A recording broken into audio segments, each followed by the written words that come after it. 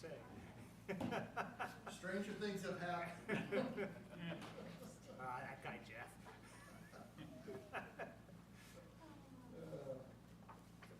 Stranger things have happened.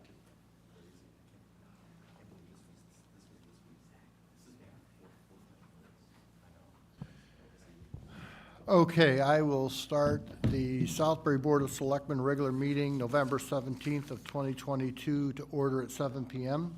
If we could have the Pledge of Allegiance. I pledge allegiance to the flag of the United States of America and to the republic for which it stands, one nation, under God, indivisible, with liberty and justice for all. Okay, Jason Bucksbaum will be meeting us. He is remote tonight.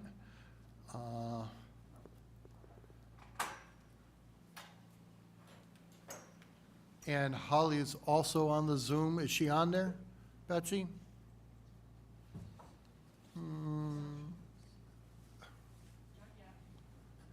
Okay. Just bear with me.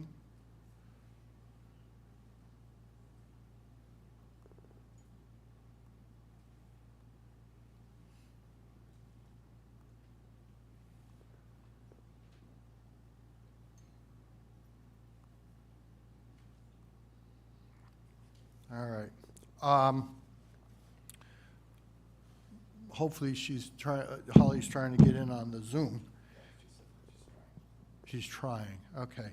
So what we'll do right now is there's a presentation by Sustainable Connecticut from our Sustainable Southbury people. Do we have a plaque? Yes, we do. Come on up.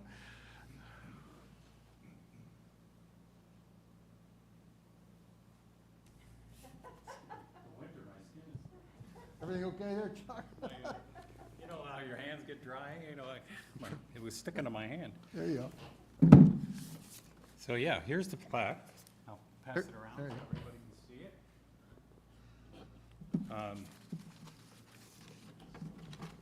And I've got a little fact sheet for you as well. And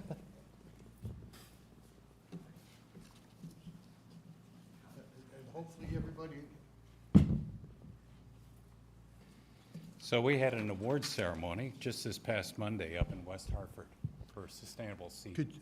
Can you just pull that a little bit? There you go. Sustainable CT held the award ceremony for the 2022 awards that were given out just this past Monday up in West Hartford. And it was a big deal. There was, it went on for 3 hours. There were, I don't know, it was in the West Hartford Town Hall. I don't know, hundreds of people attended from all the various towns. We were one of 24 towns that received a certification award that night. So that tells you how popular the program's getting now. 74 towns are now certified in either a bronze or a silver status, and 129 out of the 169 towns in Connecticut have registered. So they're working, you know, at some level of certification on the program. So it's, you know, we struggled with this when I was a little bit involved in the creation of Sustainable CT. We really felt that you had to give towns a financial incentive to do this, but you know, that hasn't been the case. It's just become almost a must-have now among all the towns in Connecticut. So, you know, it's all based on a very broad view of sustainability, right? Jeff referred to this as a well-rounded town, which I thought was a very good way to put it. It really starts with asking yourself, what is the ideal community that I want to live in, right? So it's probably starts with things like supporting your local economy, having a vibrant local economy. It would include things like arts and culture, right? Historic resources that we take care of. Arts and culture, community health, of course, clean air and water, right? And we have, you know, a strong history of that in this community. Making our streets more pedestrian friendly, making our homes affordable so that, you know, I worry about people of my generation, what happens when we die off? You know, my son just had to move out of town because he can't afford to live here any longer, which is a bummer for both of us. I don't get to see him as often, and he doesn't get to be in this town anymore. So this is the definition, the template of sustainable CT for us to define what is sustainable to us in our community, right? It's a very broad definition. You know, there are something like 74 different actions that you can select from across 12 different categories, and there's even a wild card category where you can add one that might not be encompassed already. So I'm very proud of this and the effort that went into this from a lot of our people. The flyer I sent around shows you the 9 supporting organizations that contributed to this, but this is really all I could figure out this morning when I was going back and doing some research on the organizations that helped us compile all the documentation that's required for this. There were many more organizations that contributed to all the work that's been done along sustainability lines. But, you know, I want to give special thanks to you folks, right, for supporting this initiative, and to Jeff for helping us bring this to town. Certainly to Kevin, right, who provided us a lot of fantastic support as we worked on getting this certification. I do have to mention the PRWC. You know, with them, they do such a good job in town of taking care of our watershed. They made Category 3, the natural land and resources category, just a breeze for us. You know, and there are other environmental conservation organizations in town, as you know, the Land Trust and the Audubon and so on. We didn't even have to go to them for this first range because it was so rich in what the PRWC has already done. They really are the unsung heroes of our watershed. You know, it's vital to everything. It's you know, literally life-giving to us. So, and I'd certainly want to thank the core team that's here today. They all helped us compile all this documentation: Barbara Donahue, Tom Connor, Anne-Marie Hunter, and Fadwa Najami, who isn't here as well. So they did the heavy lift of compiling the 300 some odd pages that we submitted for certification. So silver certification is next. We are beginning to work on that. It ups the ante up to 500 points. We only had to do 200 for the bronze certification. A lot of that was based on work that's already been done in this town, but we did some new stuff, and we're doing more new stuff right now. Certainly as part of Sustainable Southbury, we have a lot going on around food waste reduction, a lot going around food scrap recycling in general. You know, single-use plastics, trying to eliminate single-use plastics in town. Energy use, right, trying to reduce our energy use, you know, promote clean energy, as you know, in town. And we're even trying now, I have a new student intern that's just started with us, and he's working on a EV solar assessment for town. I want to come and talk to you about that.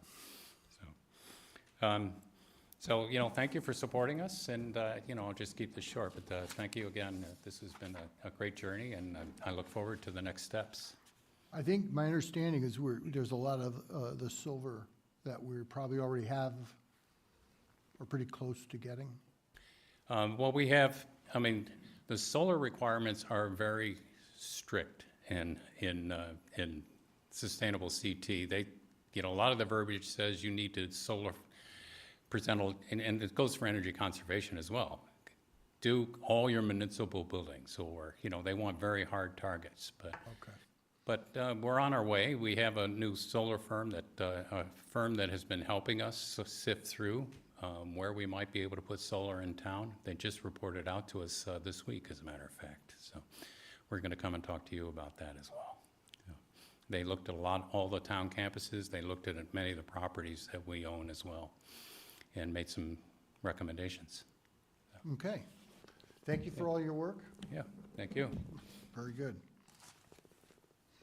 All right, so could I have a motion to add to the agenda a pipelining bid approval? Yep, so moved. Second. So Seconded by moved. Justin. Any discussion on that? Addition was a last-minute thing, wasn't on the consent agenda. When we'll add that under, we can do it right after the consent agenda. Any questions? All in favor, signify by saying aye. Aye? Aye. Aye. Okay. Thank you. Announcements and correspondence you have? Oh, I'm sorry, public comments. Are there any public comments?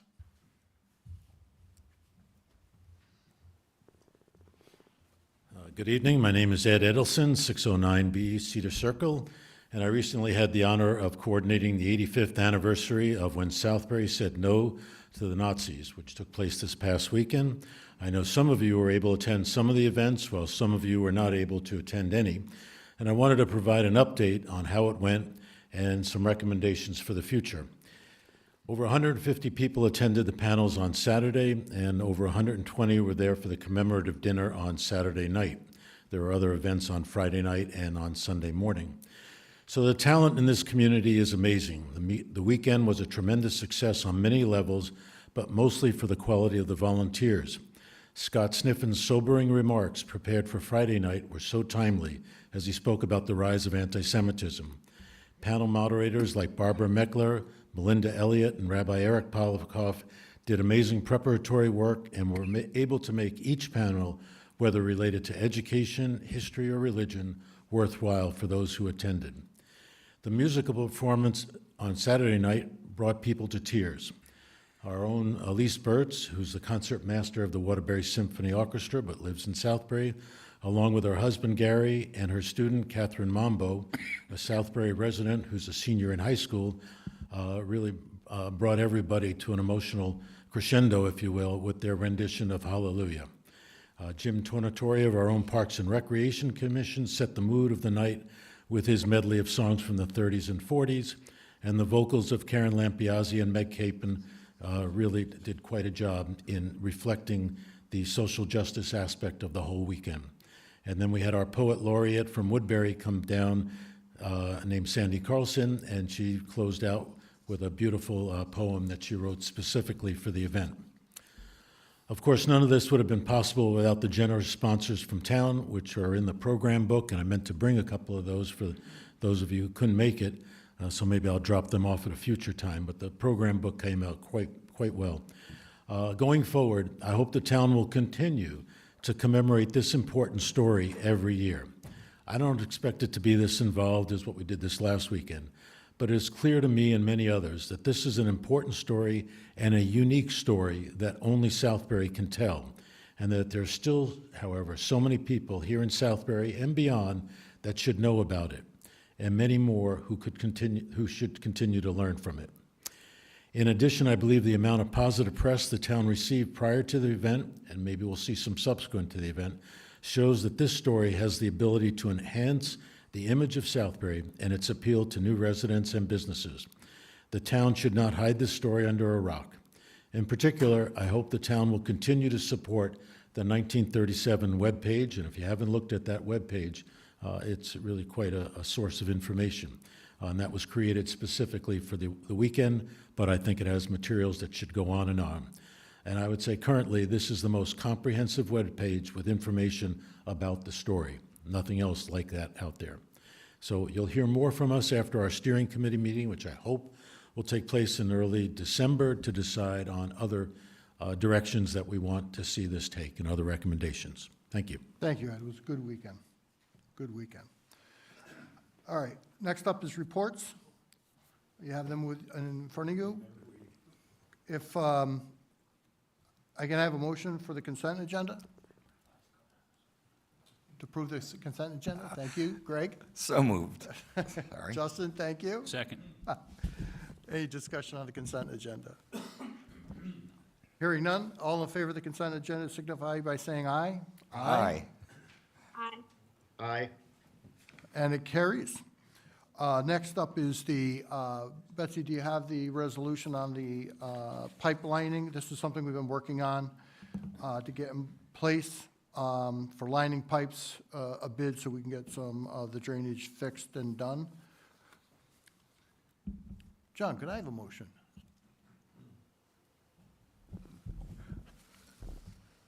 I'd actually not like to do that. Okay. So we, again, We have- receive these documents. What's that? We receive documents that are not even posted on a town page yet. And so I'm just uncomfortable, talking about them personally and that they haven't been publicly viewed. All right, so let's get a motion to Oh, discuss. Yep, motion to approve. Can I have a second? I'll second. Justin Betty, second. Discussion on the motion?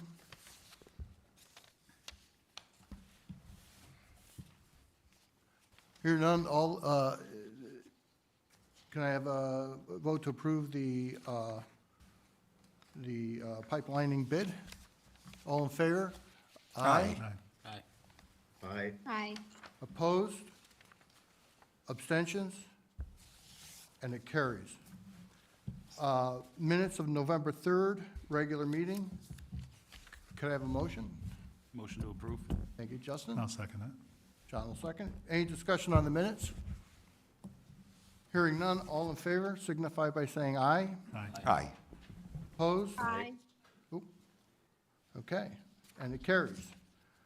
Under new business, formation of a committee to study the possibility of an organized police department. We have, Jason has been working on this. First is the pool. I'm sorry? Oh, The pool is first. Pool committee?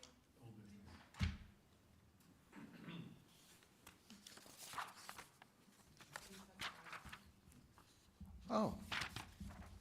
I had the wrong agenda here. Okay. The pool committee. Okay.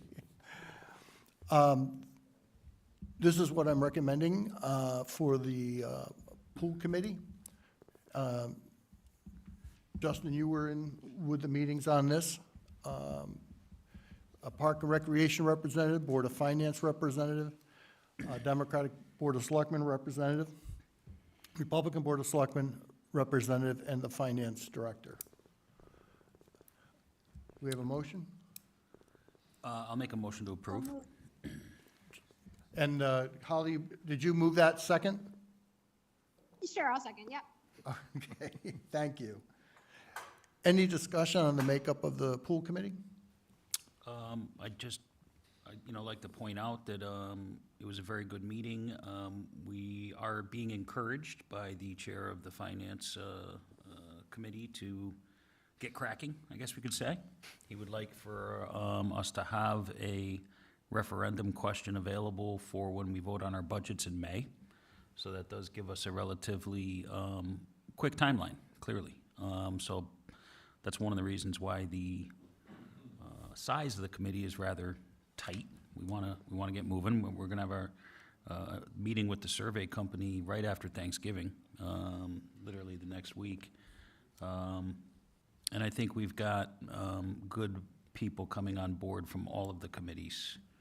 And it'll be interesting to see what sort of response we get from the town, because ultimately it's not it's not our decision what gets made. We're going to put out what we think is the best, most affordable option, and our residents are going to vote on it. So those are the types of things that were discussed in our kickoff meeting, if you will, and why we arrived with this rather simple and compact group of people. Okay. I'll call the vote. All in favor of the makeup of the pool committee signify by saying aye. Aye. Aye. Aye. And it carries. Okay. Formation of a committee to study the possibility of an organized police department. We had a little ad hoc group discussion, and we came up with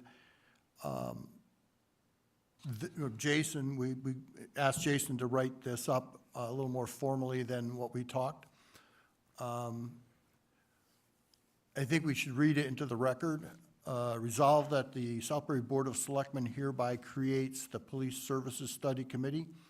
The purpose of the creation of the committee is to study the cost, logistics, facilities, and operational impacts associated with the current police structure in town, and if the town were to alter the manner or of provision of police services, such as creation of an independent police force. The Board of Selectmen hereby appoints the following members to serve on the committee: Justin Betty, Selectman; Justin Betty, Selectman; Jason Bucksbaum, Selectman; Dan Colton, Fiscal Director; Jack Kelly, Board of Finance; John Michaels, Board of Finance; John Norris, Town Resident; Sergeant Chris Carrillo, Southbury PD, Advisory, Non-Voting; Colin McAllister, Chief of Police, Naugatuck, Advisory, Non-Voting. Resolved that the committee shall issue a report to the Board of Selectmen on or before June 1st, 2023. The report shall consist of an impartial summary of information evaluated. The report shall not include any recommendation to the Board of Selectmen concerning whether or not the town should consider moving towards an independent police force. The report will assist the Board of Selectmen in future decision-making concerning police services in town. Resolved that the committee may review and evaluate any information it deems necessary to effectuate its purpose, which may include, without limitation, the following: fiscal, current costs, projected costs, assuming remaining in the resident trooper program, projected costs if the town were to switch to an independent police force, including any one-time and/or ongoing conversion costs, fiscal review and analysis of finances of other towns before, during, and after transitioning from a resident trooper program to an independent police force. Fiscal review should also include how grants of other outside funding differ between an independent police force and under the resident trooper program. Facilities, evaluation of the current facility. Is it feasible to house an independent police force and its capacity and potential for growth with or without transition to an independent police force? Operations, review of command structure, number of officers, administrative staff in an independent police force setting as compared to a resident trooper setting, and changes to policing structure in towns that have transitioned to an independent police force. And in general, evaluation of the pros and cons of transitioning to an independent police force, general reviews of towns that have transitioned to an independent police force, reasons for transition, satisfaction with the transition, and lessons learned during the process. Jason, that is what, okay, I'm sorry, services and opportunities, the evaluation of services available under the resident state trooper program as compared to an independent police force. Also, review of opportunities for officers under both structures. Resolved that the committee may outsource portions of the above, including the evaluation of the current facility and the feasibility to house an independent police force, to a third party such as the Connecticut Police Chiefs Association. However, the committee may not expend any funds without prior approval in accordance with the town charter. That's the correct one, right, Jason, that you wrote? Yeah, that's the correct resolution, and I can, or do you want to move it and second it, and then I'll have some comments? So if I could have a motion to approve this resolution? Yep. Motion to approve. Justin? Second. Thank you. Made, seconded. We'll open up for discussion. Go ahead, Jason. Yeah, I'll just say at the last meeting, the first selectman mentioned that we were going to form a sort of informal group to come up with some recommendations on how to proceed with this sort of analysis.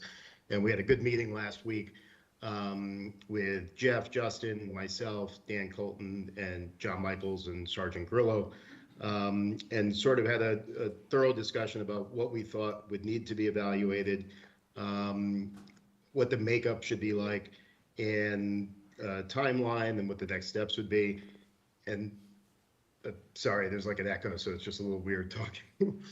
And one of the things I just want to highlight that is in here, and there was some discussion with us about, is it specifically says that this group is not going to make a recommendation. And the reason for that is what this group is going to do is hopefully have an impartial gathering, review, analysis, and presentation factual data, so that the Board of Selectmen can make a decision, and then later, depending on what that decision is, the town can make a decision. So I think this is going to be a good effort. I look forward to participating. Okay, anybody else on the resolution? Hearing none, I'll call the vote. All in favor, signify by saying aye. Aye. Aye. And it carries. Okay.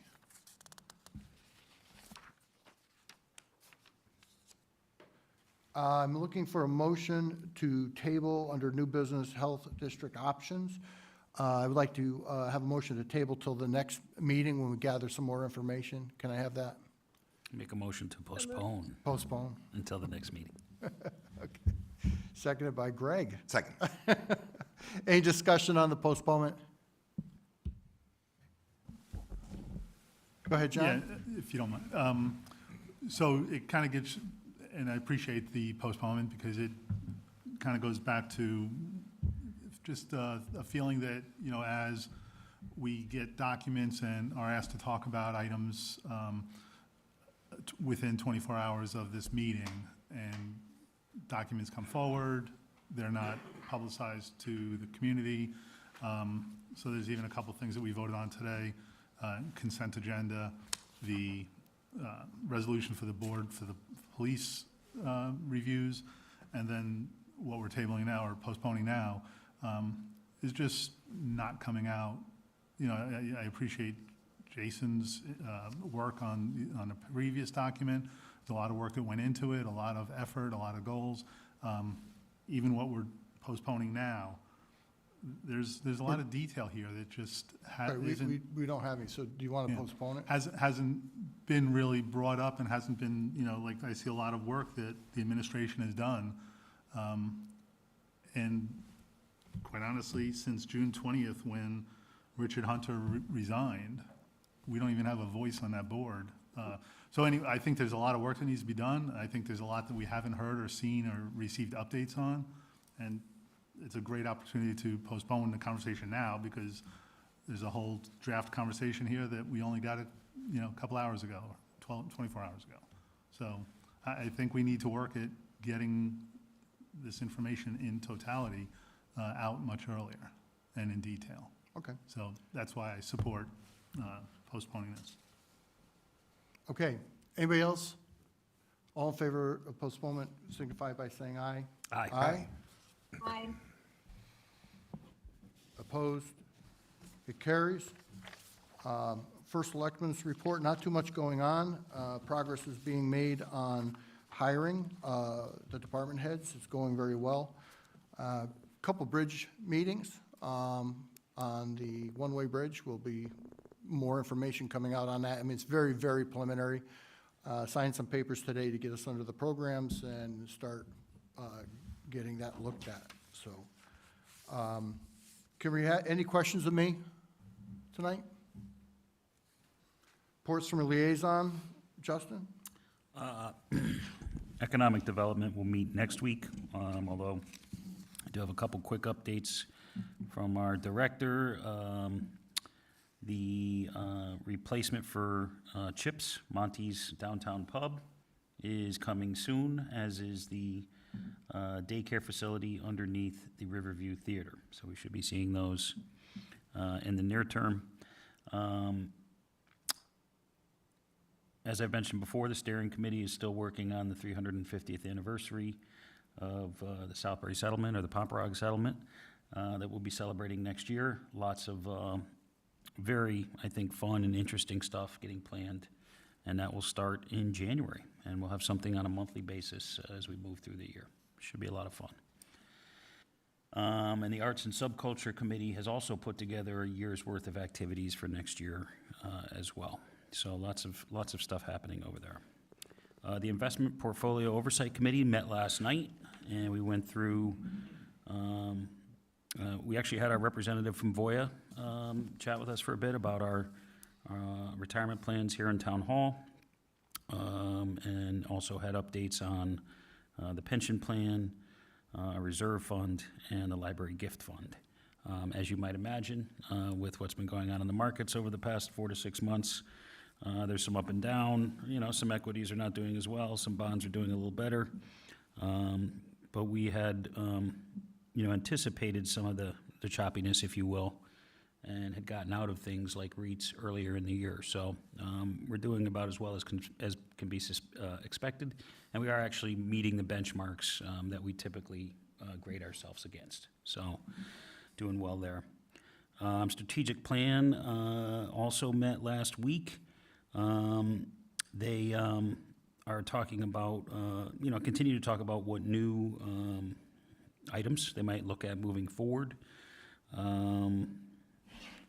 And that is all I have for now.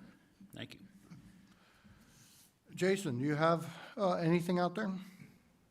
Yeah, couple of things. The library board met last week.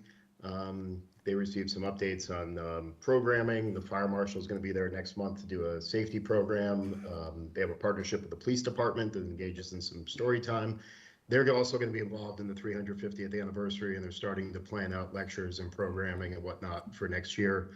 There's going to be a new streaming service coming to the library. It's called Canopy. There'll be more information rolled out on that probably in the coming weeks. And the big things that happened in the library last week was Shirley Thorson retired. So the board bid her farewell, and we had a retirement party last Thursday, which was very nice. And we all wish Shirley very well and thank her for many years of service to our town and our library. But we're also excited to welcome tonight, our board just appointed Heather Aronson as our next head librarian. And she's a familiar face around the library, and I look forward, and the board looks forward to working with her going forward. LEPC meets the week after next. EMS meets next week, but I'll just mention that Southbury Ambulance and the Southbury Police Department are partnered, and they're doing a Stuff a Cruiser and Stuff an Ambulance event for the food bank this Sunday from 10 to 12. It was in the town email today. It's going to be in front of Stop and Shop, so stop by there. Thanks. Thank you. John? Yep, so short and sweet, none of my committees or commissions have met since we were last together, and Parks and Rec is meeting tonight. So next meeting, we will have a full overview. Thank you. Greg? All right, Senior Services Commission met this week, and of course, the big conversation is about our picking our new Senior Services Director.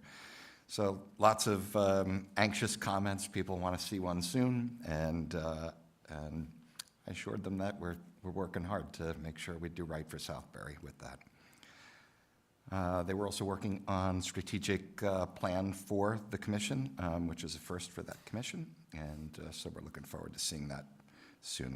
They're in the middle of drafting that now. Energy Task Force met this week as well, and I think Chuck did a good job of previewing what we discussed. Michaud Law Group, it's a group that really puts together a turnkey solution of regulatory and technical experts to, like I said, provide like turnkey solutions for solar opportunities. And they did an excellent job presenting to us a vision for different opportunities, different options, and I think it's really kind of putting together a nice vision of where we could head. And I think, like Chuck said, that we'll look forward to the Energy Task Force presenting that in the future. And that's it. IT steering meets in January. Thanks. Holly, I didn't forget about you this time, so do you have any update? Very good. Yes, so the region met on November 14th. This was a little bit of a heavier meeting. They were talking quite a bit about primarily repairs that need to be done in the different schools throughout the district, and their 5-year plan on how they want to do that capital management. These are all pretty significant repairs, things like roofs and, of course, tennis courts which have come up, but the presentation that was put out by Superintendent Smith is available on the Board of Ed website with all the breakdowns of the figures of what they anticipate, some of these costs will be. So if anybody's curious, you can certainly see that full presentation is uploaded there. But definitely lots of work to do, and they are doing their due diligence to plan for it over the coming years. Okay, thank you. Well, that brings us to the end. I just want to say happy Thanksgiving, safe travels for those who are traveling out, and of course, if your family's coming in, safe travels coming in for the holiday, and try not to eat too much. Motion to adjourn. Seconded. All in favor, aye? Aye. Opposed? Aye. Carries. Thank you.